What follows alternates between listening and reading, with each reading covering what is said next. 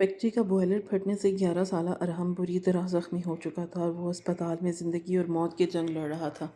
اس کی غریب ماں علاج کروانے کی سکت نہیں رکھتے تھے۔ ارحم کی ماں اگلے دن فیکٹری کے مالک سے ملنے کے لیے ان کے گھر پہنچ گئی۔ وہ گھر کے باہر کھڑی ہو کر انتظار کرنے لگی کیونکہ اسے اندر جانے نہیں دیا گیا۔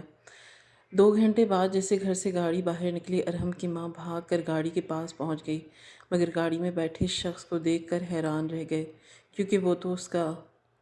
صبح سے ہی میرا دل عجیب سی کیفیت میں مبتلا ہو رہا تھا۔ ایسی حالت میری کیوں ہو رہی تھی میں خود نہیں جانتی تھی۔ مجھے میرا بیٹا بار بار یاد آ رہا تھا۔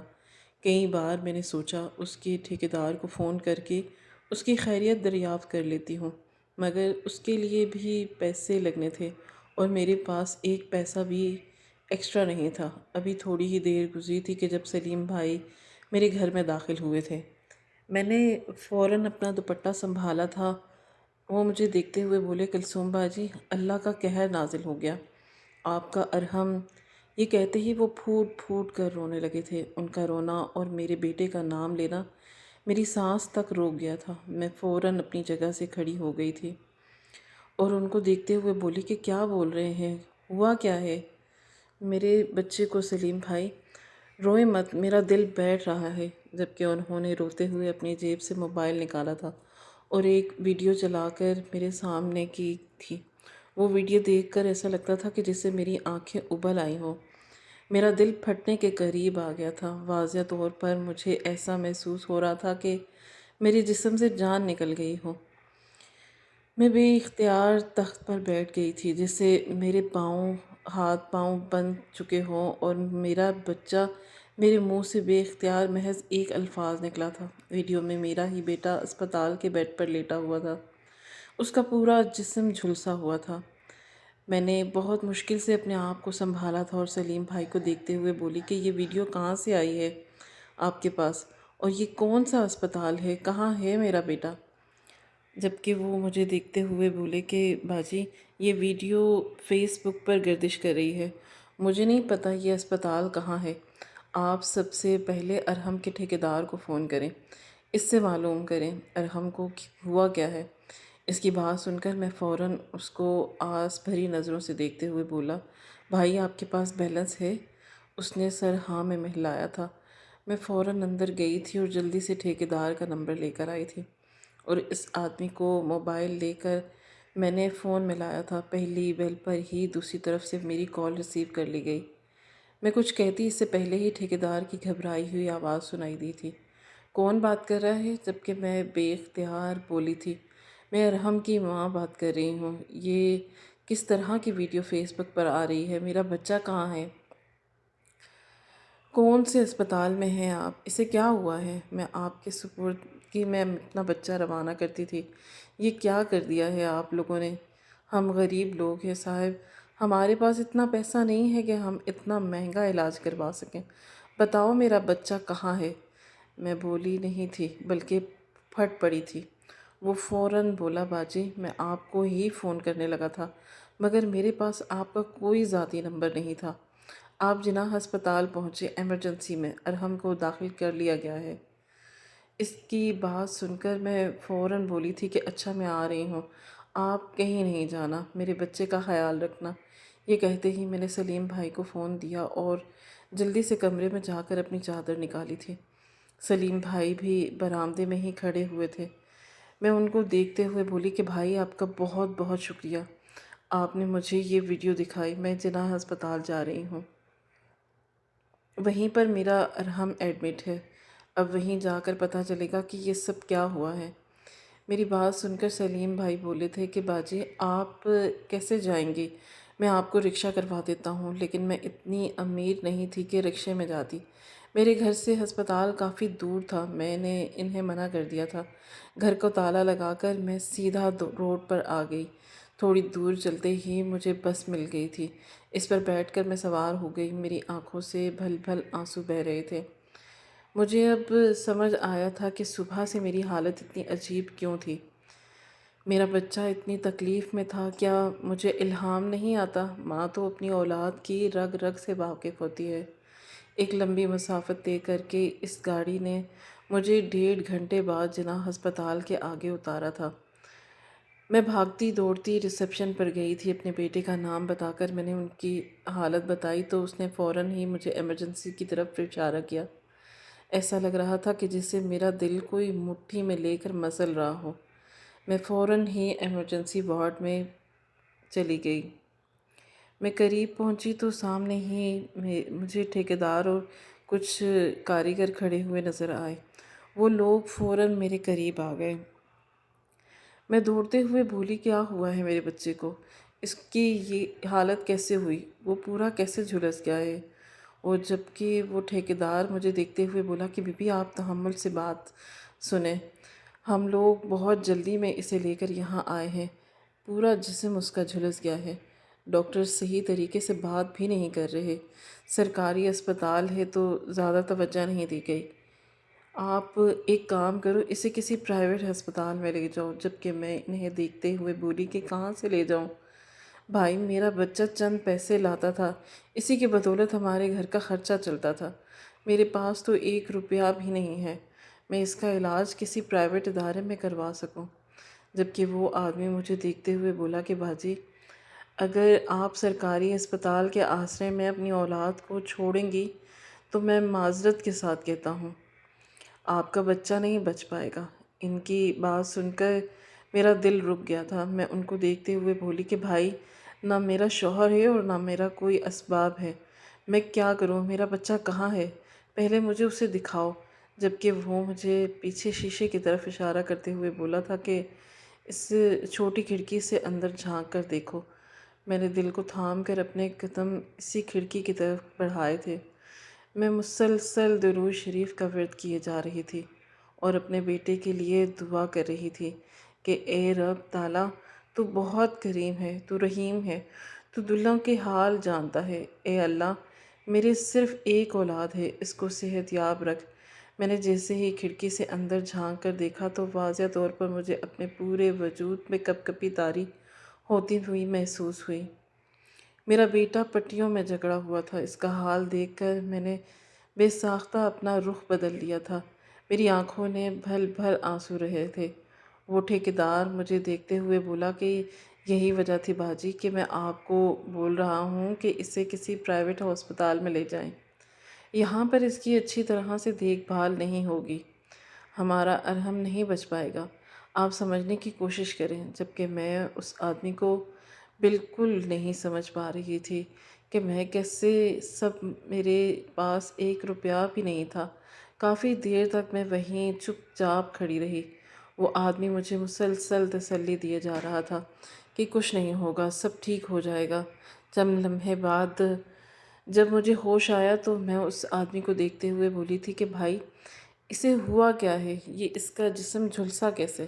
میرا بچہ تو بالکل ٹھیک گیا تھا۔ میری بات سن کر وہ ٹھیکیدار مجھے دیکھتے ہوئے بولا کہ دراصل باجی یہ بوائلر کے پاس کھڑا ہوا تھا اور اچانک بوائلر پھٹ گیا جس کی وجہ سے یہ مشکل آئی، ورنہ سب کچھ بہتر چل رہا تھا۔ میں نے کتنی بار ارحم کو سمجھایا تھا کہ بوائلر کے پاس نہیں کھڑے ہوا کرو، لیکن اس کو میری بات سمجھ آتی ہی نہیں۔ اب انجام دیکھیں۔ اس آدمی کی بات سن کر میں نے بے اختیار اپنے چہرے پر کپڑا رکھا تھا اور بھی بھک بھک کے رونے لگی تھی، جبکہ وہ مجھے ایک بار پھر یہی نصیحت کر رہے تھے کہ رونے کا کوئی فائدہ نہیں ہے، آپ کو جلد سے جلد کوئی قدم اٹھانا پڑے گا ورنہ دیر ہو جائے گی۔ اس کی بات سن کر میں فوراً بولی، میں نے اکثر سنا ہے کہ اگر کوئی حادثہ کمپنی میں ہوتا ہے تو کمپنی کا مالک اس حادثے کی بھرپائی کرتا ہے، آپ اپنے مالک سے بات کریں، اس کو میرے بیٹے کی تکلیف اور ہمارے گھر کے حالات بتائیں، وہ ہماری مدد ضرور کرے گا۔ جبکہ وہ آدمی سر نفی میں ہلاتے ہوئے بولا، ارے باجی وہ بالکل فرعون آدمی ہے، اسے کسی کی پرواہ نہیں ہے۔ آج سے پہلے بھی ایک آدمی سیڑھیوں سے گر کر کافی زخمی ہو گیا تھا، سر پر کافی چوٹ آئی تھی، 2 دن وہ وینٹی لیٹر پر پہنچ گیا تھا، لیکن ہمارے سیٹھ کو بالکل بھی فرق نہیں پڑا تھا، حالانکہ اس کے گھر والے اس کے پاؤں پکڑ کے روئے تھے ہماری مدد کرو، لیکن وہ صاف کہہ رہا تھا کہ بے شک میری پراپرٹی میں یہ حادثہ ہوا لیکن میں نے نہیں کیا تو میں اس کی بھرپائی کیوں کروں؟ اس آدمی کی بات سن کر میں وہیں بینچ پر بیٹھ گئی، سسک سسک کر رونے لگی تھی کہ میری صرف ایک اولاد تھی، میرے آگے پیچھے کوئی نہیں تھا، ارحم کے سہارے ہی میں زندہ تھی، ورنہ جتنی تکلیفیں اور دکھ میں نے برداشت کیے تھے یہ صرف میں اور میرا اللہ جانتا تھا۔ ابھی کچھ دیر گزری تھی کہ جب اچانک ایک خیال میرے دماغ میں آیا تھا۔ میں نے سر اٹھا کر دیکھا تو سامنے ابھی بھی وہ ٹھیکیدار اور کچھ کاریگر بیٹھے بات چیت کر رہے تھے۔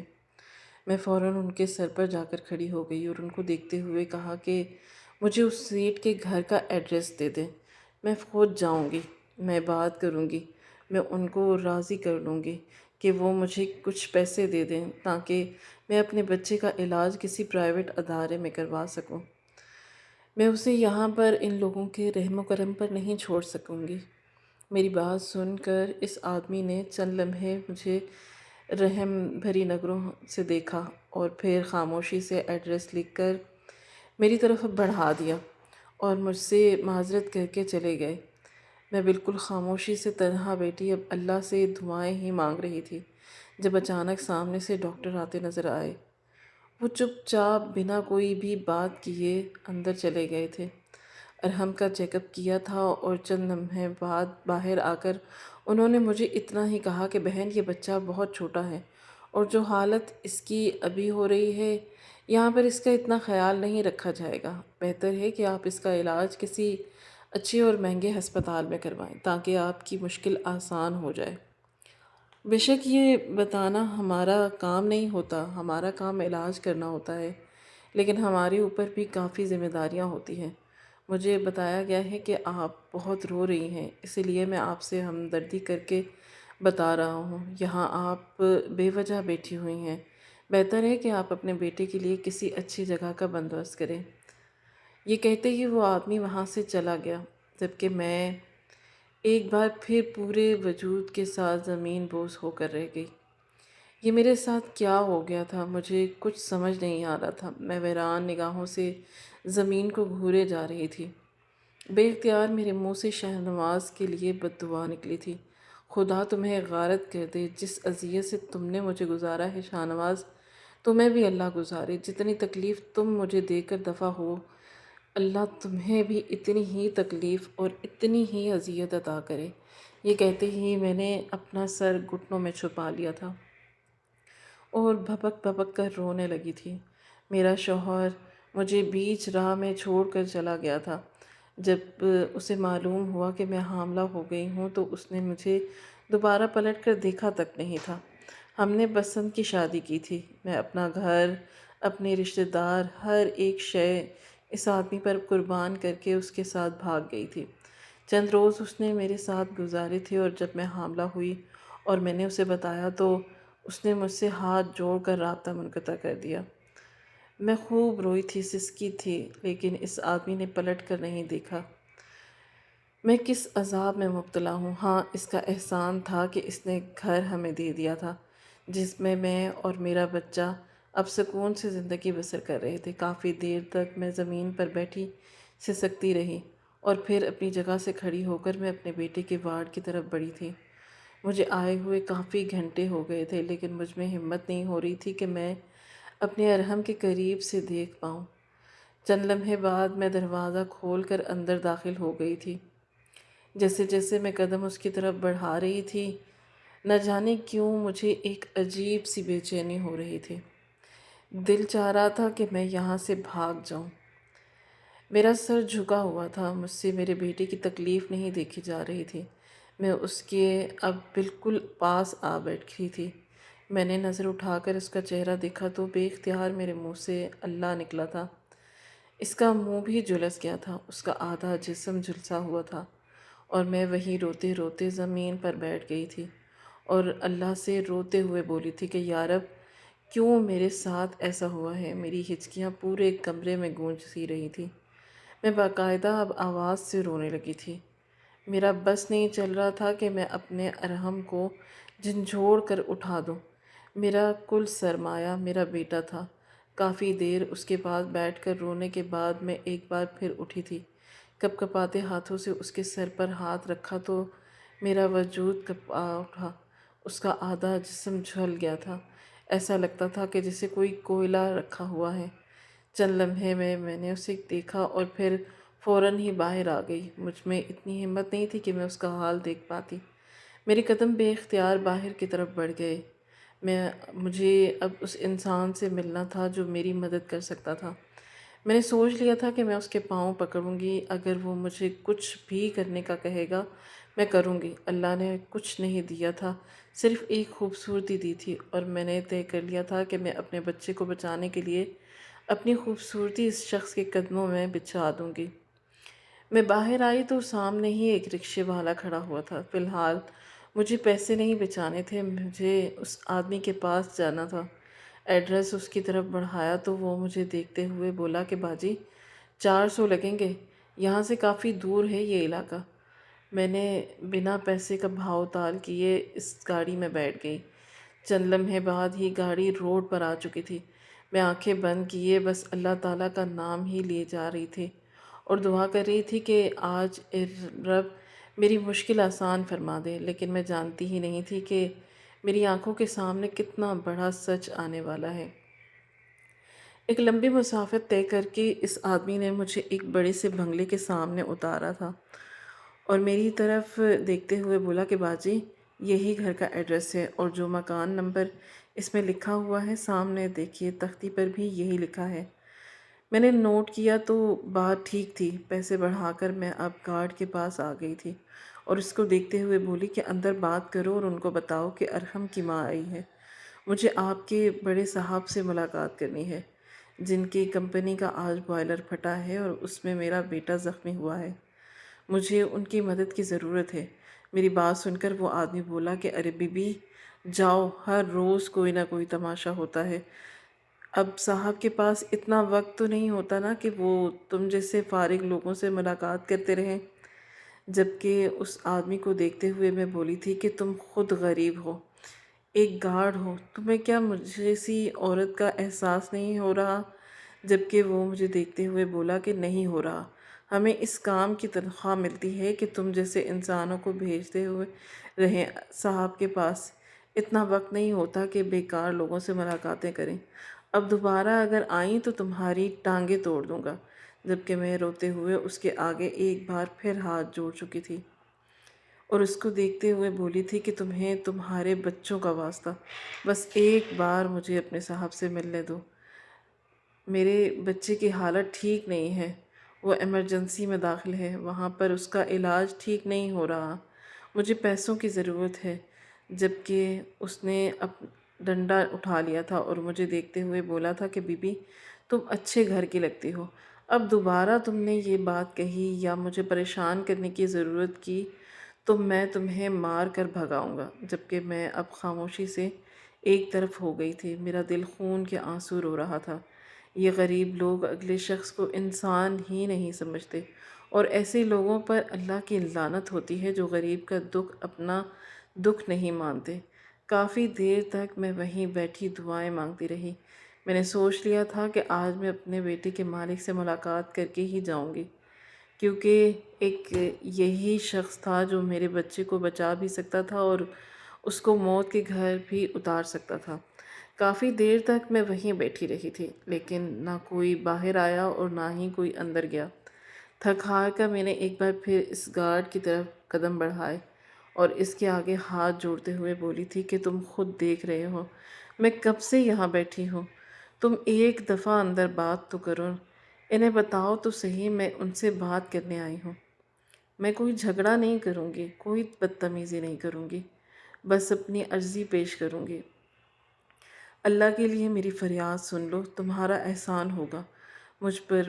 مگر اس انسان نے اس بار ڈنڈا اٹھا لیا تھا اور میری طرف 2 قدم بڑھاتے ہوئے بولا کہ تم سدھرنے والی نہیں ہو، تمہیں میں نے سمجھایا تھا نا کہ دوبارہ اب میری طرف مت آنا، جاؤ یہاں سے، اسے پہلے کہ میں پولیس بلا کر تمہیں اندر کرواؤں۔ صاحب تم جیسے لوگوں سے نہ ملاقات کرتے ہیں اور نہ ہی تم جیسے لوگوں کو کوئی بات سننا پسند کرتے ہیں، اور دفع ہو جاؤ۔ ان کی بات سن کر میں بے اختیار رو پڑی تھی اور آسمان کی جانب دیکھتے ہوئے بولی تھی خدا تمہیں کبھی معاف نہیں کرے گا، یہ ایک ماں کی بد دعا ہے۔ میں بھی دیکھتی ہوں کہ تمہارا مالک مجھ سے کیسے نہیں ملتا۔ یہیں بیٹھی ہوں۔ میں بھی یہ کہتے ہی باہر چوکھٹ پر بیٹھ گئی۔ وقت دھیرے دھیرے گزرتا جا رہا تھا۔ مجھے یہاں بیٹھے 2 گھنٹے بیت چکا تھا۔ اچانک ہی بڑے دروازہ کھولا جا رہا تھا، یعنی اندر سے کوئی گاڑی باہر آنی تھی۔ میں فوراً ہی قریب جا کر کھڑی ہو گئی تھی۔ آنکھوں میں موٹے موٹے آنسو آ گئے تھے۔ بس اب اللہ سے ایک ہی دعا کی تھی کہ یہ شخص میری مدد کر دے۔ چند لمحے بعد ایک بڑی سی گاڑی باہر آئی تھی۔ میں فوراً اس گاڑی کے آگے آ گئی۔ گاڑی میں بیٹھے ڈرائیور نے فوراً بریک لگا لیا۔ میں جلدی سے بھاگ کر گاڑی کے قریب گئی اور جیسے ہی اندر بیٹھے شخص نے شیشہ نیچے کیا تھا، میں اگلا سانس لینا بھول گئی تھی، کیونکہ اندر کوئی اور نہیں بلکہ میرا شوہر شاہ نواز بیٹھا ہوا تھا۔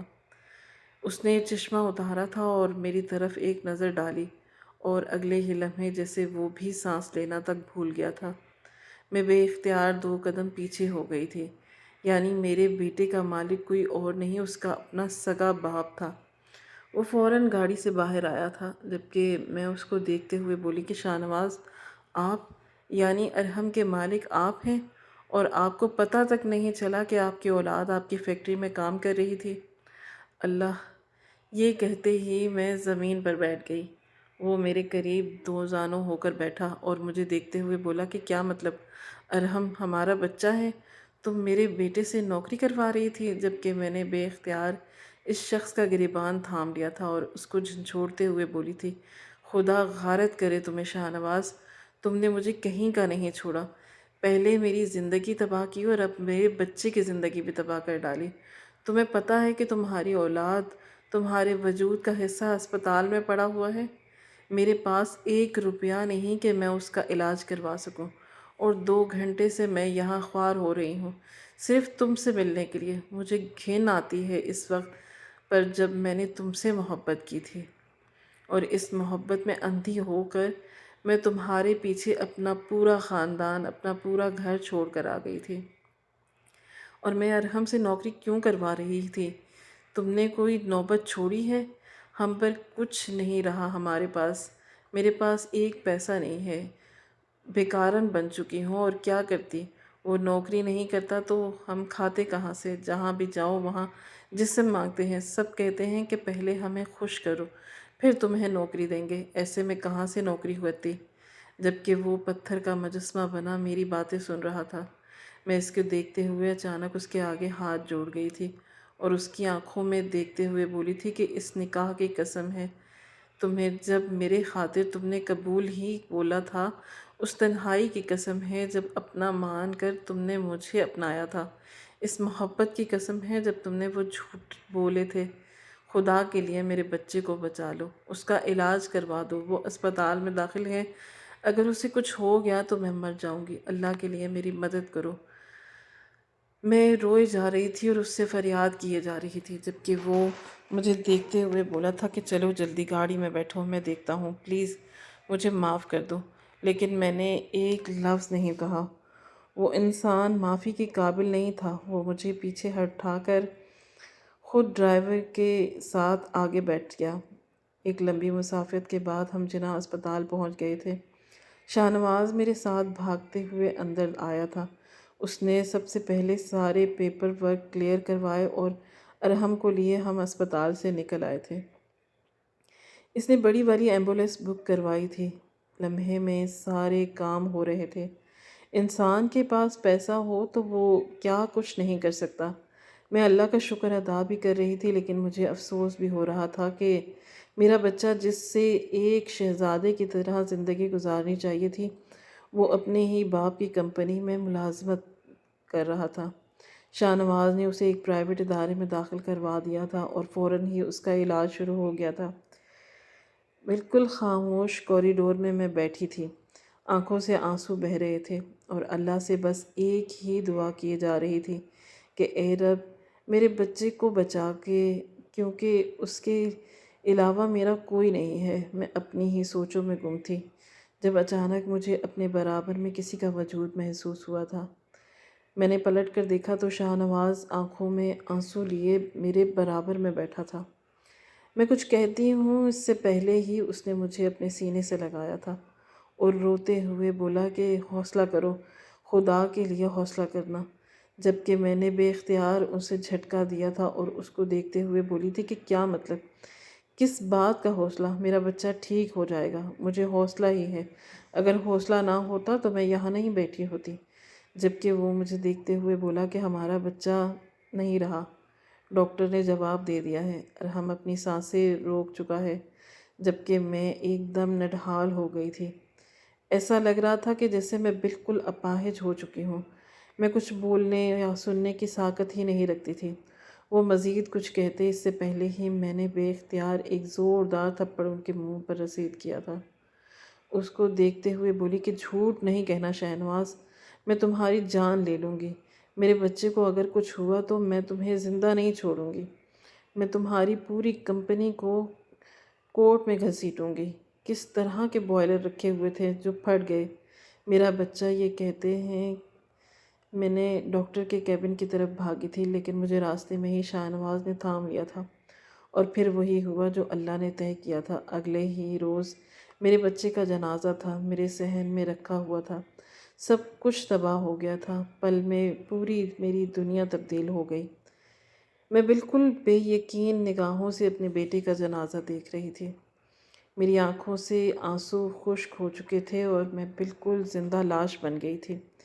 زندگی کے 11 سال بے شک میں نے اپنے شوہر کے بغیر بہت مشکل سے گزارے تھے، لیکن میں مطمئن تھی کہ میرے پاس میری اولاد ہے جو میرا بڑھاپے میں سہارا بنے گی، جس کے ساتھ میں اپنا آنگن سجاؤں گی، جس کے بچے میرے آنگن کو اپنی خوشیوں سے بھر دیں گے۔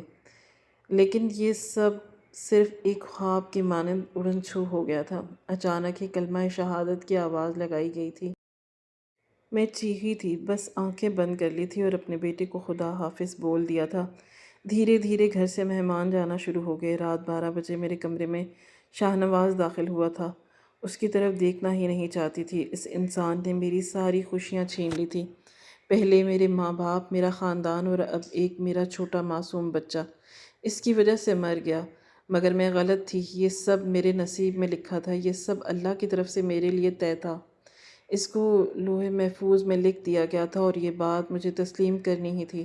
شاہنواز میرے قدموں میں بیٹھ کر زار و قطار رو رہا تھا اور معافی پر معافی مانگے جا رہا تھا اور مجھ سے بول رہا تھا کہ میرے ساتھ ایک دفعہ زندگی دوبارہ شروع کرو۔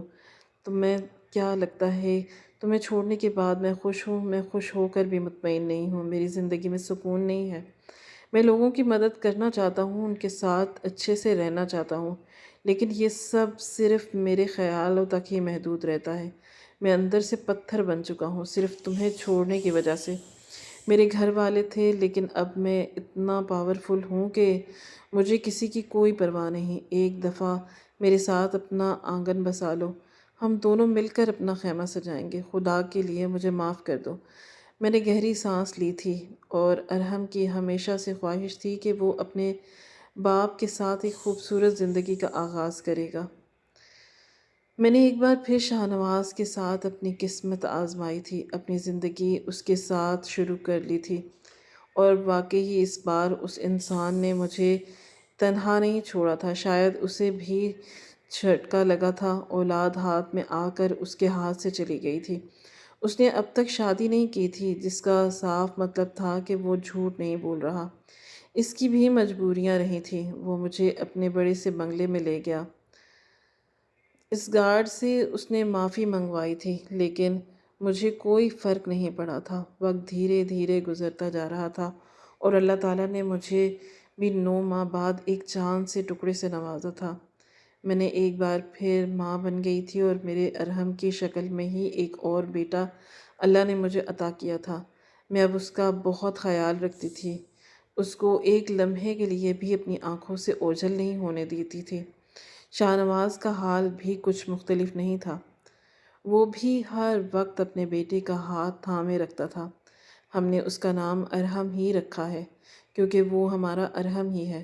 میں نے اپنی پوری زندگی میں صرف ایک سبق سیکھا ہے، جو بھی ہماری زندگی میں ہوتا ہے وہ کوئی انسان نہیں کرتا، اور نہ ہی کوئی انسان کرواتا ہے، یہ سب لوح محفوظ میں طے ہے، اور یہ سب اللہ تعالیٰ کے نظام کا ایک حصہ ہے، اور جس شخص نے یہ قبول کر لیا اس کی زندگی آسان ہے۔ ناظرین، آپ کو آج کی کہانی کیسی لگی؟ کامنٹ باکس میں اپنی رائے کا اظہار کریں۔ خواہش صرف اتنی ہے کہ کچھ الفاظ لکھوں جس سے کوئی گمراہی کے راستے پہ جاتے جاتے رک جائے، اور نہ بھی رکے تو سوچ میں ضرور پڑ جائے۔ دوستوں، امید کرتی ہوں کہ آپ کو یہ ہماری کہانی پسند آئی ہوگی۔ کہانی پسند آئی ہو تو ویڈیو کو لائک کریں، کامنٹ شیئر کریں اور شیئر کرنا نہ بھولیں۔ اور ہاں، اگر آپ اس چینل پر نئے ہیں تو اس چینل کو سبسکرائب کریں اور نوٹیفیکیشن کو ضرور دبائیں تاکہ آنے والی کہانی سب سے پہلے آپ کو مل سکے۔ ملتے ہیں کل ایک نئی اور دلچسپ کہانی کے ساتھ۔ اللہ حافظ۔